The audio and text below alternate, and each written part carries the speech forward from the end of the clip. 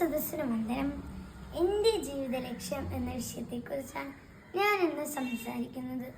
ജീവിത വിജയത്തിൻ്റെ ഒരു പ്രധാന ഘടകമാണ് ലക്ഷ്യബോധം. അഭിരുചിക്ക് ഇണങ്ങിയ അവസരങ്ങൾ തിരഞ്ഞെടുത്ത് മുന്നോട്ട് പോകാനും ഉയരങ്ങൾ കീഴടക്കാനും പഠന കാലയളവിൽ തന്നെ കുട്ടികൾ ലക്ഷ്യബോധം വളർത്തേണ്ടത് അനിവാര്യമാണ്.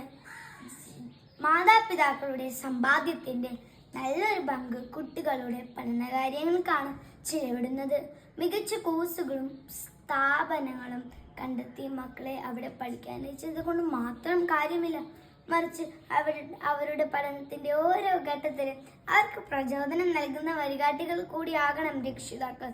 മികച്ച സ്ഥാപനങ്ങളുടെ അഭാവം മൂലമല്ല, മറിച്ച് കൃത്യമായ ലക്ഷ്യബോധമില്ലാത്തതിനാലാണ് ഭൂരിഭാഗം കുട്ടികളും പരാജയപ്പെടുന്നത്. ലക്ഷ്യമില്ലാത്ത ജീവിതം തുരയില്ലാത്ത തോണി പോലെയാണ്. കാലവും സമയവും തെറ്റി ദിശയറിയാതെ നീങ്ങുന്ന തോണി ഒടുവിൽ എവിടെയും എത്താതെ അവസാനിപ്പിക്കേണ്ടി വരുന്നു. ജീവിതത്തിൽ ലക്ഷ്യങ്ങൾ നേടിയെടുക്കുന്നതിന് വ്യക്തമായ ആസൂത്രണവും പരിശ്രമവും ആവശ്യമാണ്.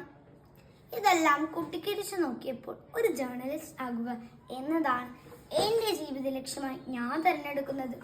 പത്രപ്രവർത്തനം വെറും ഒരു തൊഴിലല്ല, തൊഴിലിനേക്കാൾ ഉപരി രാഷ്ട്രത്തോടും സമൂഹത്തോടും ഒരുപാട് കടമകളോടും ഒരു തൊഴിൽ മേഖലയാണ്.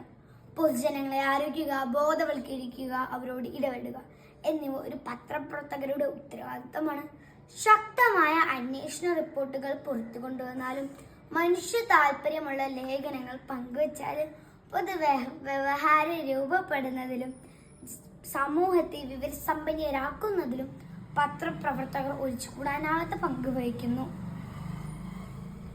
പത്രപ്രവർത്തനത്തിന്റെ ഭൂപ്രകൃതി ചലനാത്മകമാണ്. അതിന് വൈവിധ്യമാർന്ന കഴിവുകളും ഗുണങ്ങളും ആവശ്യപ്പെടുന്നു. ലക്ഷ്യം എത്ര വലുതാണോ അതിലേറെ വലുതാണ് പരിശ്രമം. മാർഗമല്ല, ലക്ഷ്യമാണ് പ്രധാനം. പക്ഷെ ലക്ഷ്യങ്ങൾക്ക് വേണ്ടി ഏത് നിലപാടും യോജിക്കുക എന്ന നിലപാടിനോട് എനിക്ക് യോജിപ്പില്ല. ഉണരുക, എഴുന്നേൽക്കുക, ലക്ഷ്യം നേടുന്നത് വരെ പരിശ്രമിക്കുക എന്ന് സ്വാമി വിവേകാനന്ദന്റെ വാക്കുകളാണ് എനിക്ക് പ്രചോദനം. ഇത്രയും പറഞ്ഞുകൊണ്ട് ഞാൻ എൻ്റെ കൊച്ചു പ്രസംഗം നിർത്തുന്നു. നന്ദി, നമസ്കാരം.